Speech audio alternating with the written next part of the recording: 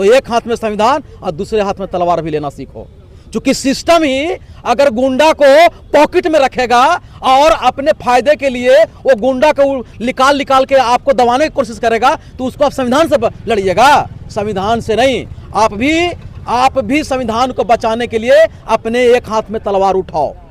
नया मुजफ्फरपुर के 9 साल की बेटी के साथ में जिस तरह से घटना को अंजाम दिया गया और इसके बाद मुजफ्फरपुर अस्पताल में उसका इलाज चला, वहाँ के डॉक्टरों ने पीएमसीएच में उसको भेजा और यहाँ पे कड़ी मशक्क़त के बाद जो है उसको बेड मुहैया हुआ और इसके बाद तुरंत पता चला कि लड़की डेड कर गई। क्या कहेंगे सर उस घटना के बारे में? देखिए, बिहार में विधि व्यवस्था खत्म हो गई है, संविधान नाम का कोई चीज़ नहीं है।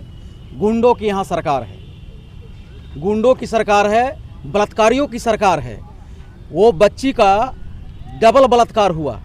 एक तो कि जो नाजायज लोग थे, जो गटर में पैदा लिया होगा, उसने उसके साथ इस तरह का हैवानियत किया। दूसरा कि सरकार अगर समय पर इलाज नहीं किया तो सरकार ने भी उसके साथ बलात्कार किया है। और ये सारी चीज़ हुई, ये इसलिए हुआ कि वो दलित घर में जन्म लिया है। और हम ये कहूँगा बिहार के लोगों को कि दलित लोग प्रतिक्रिया करना छोड़ दिया है। इसके कारण भी है कि लुटेरे भी हमारी इज्जत को लूट रहे हैं और सरकार भी लूट रहे हैं। कौन दोषी होगा? बलात्कारियों को बचाने के लिए पूरे सरकार हत्या किया है उस बच्ची को। सरकार नीतीश कुमार ने हत्या किया कि अगर बच्ची बच जाएगी तो बच्ची पहचान लेगी कि कौन है। हो सकता है कि नीतीश कुमार और भाजपा के नेतृत्व में जो सरकार चल रही है, भाजपा के ही कोई मंत्री संतरी के बाल बच्चे होंगे बलात्कार करने में, इसलिए सिस्टम ने उसको जान से मारा है और कोई बात नहीं है। जैसे कि मुजफ्फरपुर में जो बालिका कांड हुई थी, उसमें मंत्री का हस्बैंड का नाम आया था। आज तक छुट्टे साल की तरह घूम रहे हैं सब लोग। एकदम निश्चित मैं कह रहा हूं, दावे के साथ कह रहा हूं कि बच्ची के साथ बलात्कार हुई। इसको ये बहुत ही दुखद घटना था। उससे ज्यादा दुखद घटना है कि उसको बचाने के लिए यहाँ के सरकार ने उस बच्ची को हत्या कर दिया है। ये दलित को विचार करना होगा। और उस बच्ची की हत्या भी हुई तो सारे जो पक्ष और विपक्ष के नेता हैं वो सिर्फ जाके हो हल्ला करके फोटो खिंचाए हैं। आज तक कोई लड़ाई करने के लिए रोड पर नहीं उतरा है, चाहे राजद हो, चाहे कांग्रेस हो, चाहे भाकपा माले हो, चाहे तमाम पार्टी हो। मैं जितना कोसना चाहता हूं भाजपा को, उससे कहीं ज्यादा इन विपक्षी दल को भी मैं कोसता हूं कि ऐसे मुद्दे पर आपको रोड पर आना चाहिए था। आप यहाँ के मुख्य विपक्षी दल हैं, आपको आना चाहिए था। आप क्यों नहीं आ रहे हैं? क्योंकि हमारी दलित की बच्ची है। इसलिए एक लाइन में मैं फिर दोहरा रहा हूं कि बलात्कार हुई, उस बलात्कारियों को बचाने के लिए फिर से सरकार ने उस बच्ची को बलात्कार करके जान से मार दिया। 5 घंटा तक जो है बच्ची को ये सरकार जानबूझ के उसको मारा है।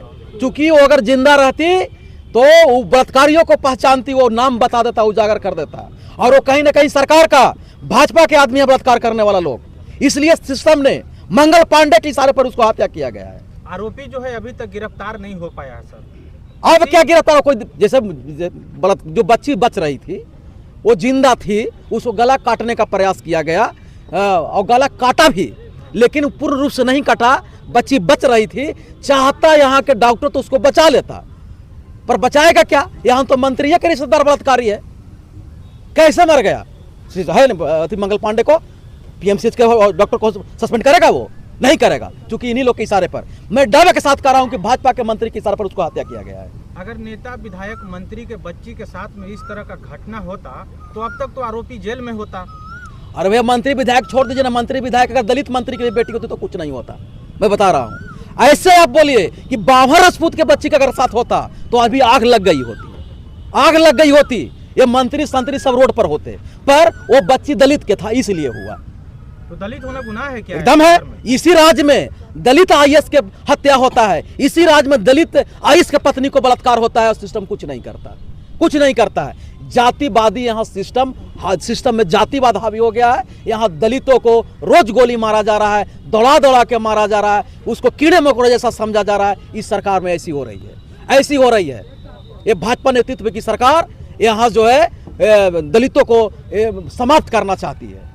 समतामूलक संग्राम दल क्या कदम उठाएगा उस बच्ची के? समतामूलक संग्राम दल बार बार देश को आह्वान कर रही है कि देखो भाई, अगर सिस्टम जो यहाँ उचक्के लोग हैं, अगर सिस्टम उसको कंट्रोल नहीं करता है तो इसका मतलब उसको पैदा कर रहा है। तो जब जिसको सिस्टम पैदा करेगा उसको संविधान से आप नहीं शांत कर सकते हो। तो एक हाथ में संविधान और दूसरे हाथ में तलवार भी लेना सीखो, क्योंकि सिस्टम ही अगर गुंडा को पॉकेट में रखेगा और अपने फायदे के लिए वो गुंडा को निकाल के आपको दबाने की कोशिश करेगा, तो उसको आप संविधान से लड़िएगा, संविधान से नहीं। आप भी संविधान को बचाने के लिए अपने एक हाथ में तलवार उठाओ। न्याय की रक्षा तलवार से होगी, संविधान की रक्षा तलवार से होगी। अगर जज साहब किसी मुजरिम को फांसी की सजा सुना दे, अगर पुलिस नहीं रहेगा हथियार वाला, तो उसको सजा नहीं मिलेगी। इसलिए न्याय को बचाने के लिए शास्त्र और शस्त्र दोनों की जरूरत है। बुलेट और बैलेट, हमारे कांशीराम साहब ने भी कहा है, बुलेट और बैलेट दोनों की तैयारी करो, तब होगा। तब होगा। जी कहते हैं कि सुशासन की सरकार है। कहाँ सुशासन की सरकार है? अरे गुंडों को इन्होंने लाइसेंस दिया है। पूरे भारत की सरकार, चाहे किसी राज्य में हो सरकार, लाइसेंस किसको दिया है हथियार के? तो मैं गिना दूंगा। अभी ये नवादा में विवेका पहलवान के लोगों ने आन के गोली चलाया, उसको लाइसेंस कौन दिया है? कौन नहीं जानता है अनंतनाग की गुंडा है? कौन नहीं जानता है कि रितलाल यादव गुंडा है? ये सब के अंदर 10 करोड़ राइफल है। यहाँ गया में भी घूम जाइए, कितने नामी गिरामी लोग जो है, ठेकेदार रंगदार सब गुंडा है, किसी पर विभिन्न प्रकार का केस लगा हुआ है। लेकिन लाइसेंसी हथियार जो है, 2 नाली हथियार, 7 नाली हथियार, SLR के हथियार, सभी को लाइसेंस किसको दे रहा है सरकार? किसी दलित को बताइए कि कोई मुखिया दलित का हो, मास्टर, डॉक्टर, इंजीनियर हो, कोई समाज सेवी हो, किसी को हथियार दिया है? किसी को हथियार नहीं दिया है। तो सरकार तो सबके हथियार दे के गुंडा पैदा कर रहा है। सरकार गुंडा पैदा कर रहा है। सिस्टम